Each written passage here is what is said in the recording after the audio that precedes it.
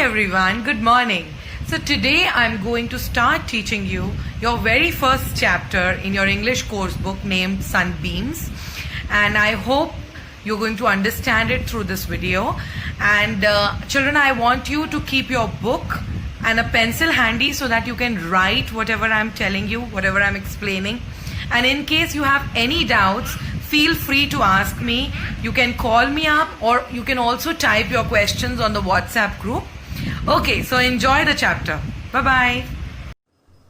So dear children, this is your book named Sunbeams. Today we are going to start the first chapter in your book, which is Taro's Reward. Now children, I would like to brief you about your book.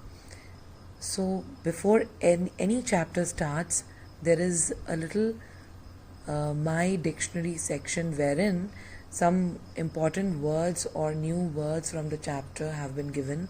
In the brackets, they've mentioned the parts of speech to which these words belong. So it can be a noun, that word can be a verb, adverb, adjective. So you need to know in which sense is this word being used in the passage. And in front of that you have the meaning, and below the meaning you have a sentence. So this will brief you or give you a good sense of the use of the word in the real context. Alright, so this is a chapter which has been taken or has been adapted from a Japanese folklore. This is a Japanese folklore about a young lad, Taro. So this is about a boy, a young man called Taro. He is a poor woodcutter, okay? But he loves his old parents, and only due to his poverty, he thinks he is unable to fulfill their wishes. So let us go around and read the story. One evening, when Taro and his parents were sitting in a corner of their hut that was on a hillside, a strong wind whistled through the cracks of the hut, and everyone felt very cold. So it was a cold evening, and due to the cracks in the hut, they could feel the wind inside the home, and everybody was feeling the chills. I wish I had a cup of sake. It would warm me and do my old heart good. So Taro's father says that he wishes to have sake. So sake, my dear children, is a Japanese drink which is made up of rice, and it is really helpful for making people warm. So it is basically a hot fluid, you can say, made up of rice. This made Taro sadder than ever. So definitely, because he was poor, he was unable to earn his livelihood. That made him really sad, for the heartwarming drink called sake was very expensive. So this was the reason for his sadness. He could not afford the drink for his dad. Next morning, Taro jumped out of the bed earlier than usual and made his way to the forest. He chopped and cut. His mouth was dry and his face was wet with sweat. So basically, this poor lad was so determined that he woke up early that day, and he wished that he could earn so that he could fulfill his father's wish to have sake. My poor old father, if only he was as warm as I.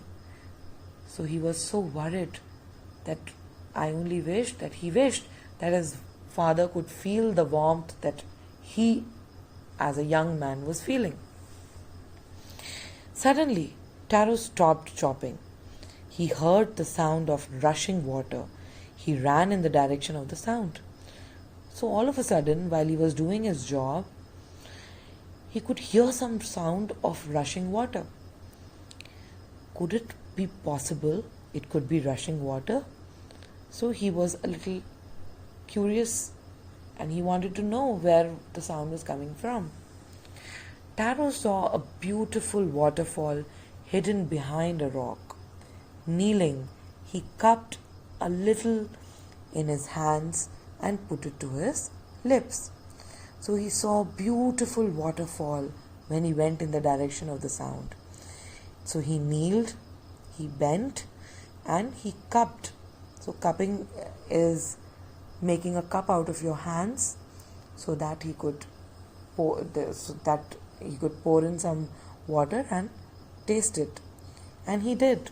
I can't believe this waterfall has delicious sake instead of water.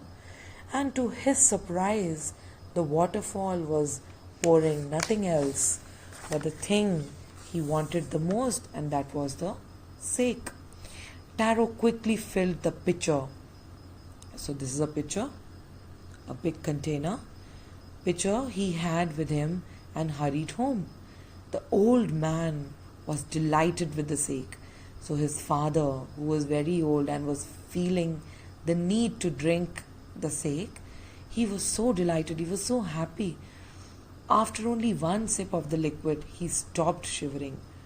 By only having one sip, he was so relaxed, he was so relieved that he stopped shivering. No more was he feeling the shiver that he had earlier. That afternoon, Taro's father politely offered his neighbor a cup of the sake. The lady drank it greedily. Now, Taro's father, out of love, out of affection, offered some sake to his neighbor. But the lady was greedy. So, in the greed of more, people do a lot wrong. You see, the sake is from the waterfall that my son found in the forest.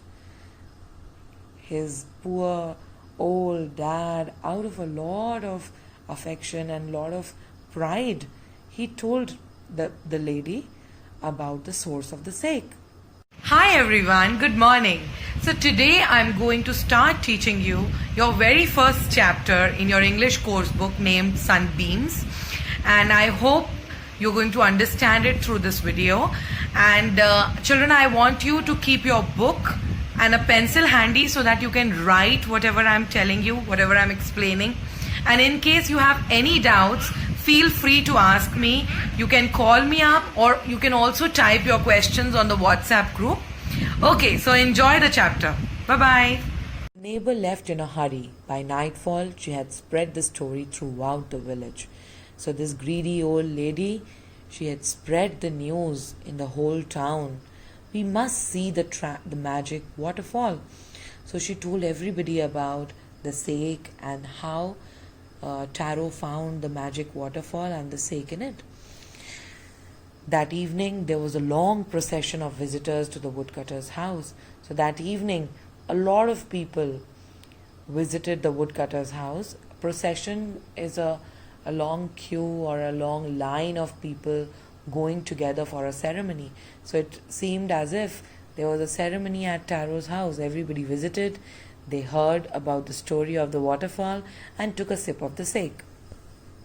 It became the talk of the town. Next morning, Taro started for work even earlier than the morning before. He intended to go to the waterfall. So now next day, Taro was determined that he has to reach the waterfall early. So he woke up early, got ready, and he went to the waterfall. When he reached, he found to his great surprise all his neighbors there. So when he reached there, to his surprise, what he found was all people who were there in his neighborhood were found near the waterfall. Then one villager knelt and held his mouth under the waterfall to drink. Water, nothing but water. We have been tricked. So these people who were there in the hope of the sake, they could find nothing but water. And some of them even went to the extent of saying that they have been tricked, or they meant that probably Taro, his father, were just punning stories. Muttering their anger and disappointment, the villagers left the place. So they were muttering, they were speaking something, they were speaking ill. Once more, Taro caught a little liquid in his hand and put it to his lips. It is not water, it is sake. But this time also, Taro did not feel that it was water, it was sake. To the thoughtful son, the magic waterfall gave delicious sake. So because he was a thoughtful son, he was a caring son, he cared for his parents. So the magic waterfall gave him nothing but sake. To everyone else, it gave only cold water. And to everybody else, it only gave cold water. The story of Taro and his magic waterfall reached the Emperor of Japan. He sent for Taro and rewarded him. So, listening to the story of Taro, the Emperor of Japan was highly impressed and he sent for him and he rewarded him. Then he named the most beautiful fountain in the city after Taro. So he was so impressed by the story of this young lad and his belief that he named the most beautiful fountain in the city behind his name. This is to encourage all children to honor and obey their parents. So the emperor said that this is a good learning for all the children, that they should always obey and honor their parents. So this was a Japanese story with the message that we must all love our parents and we should take care of them.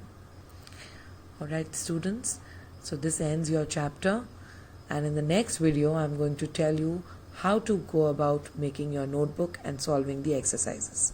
Thank you.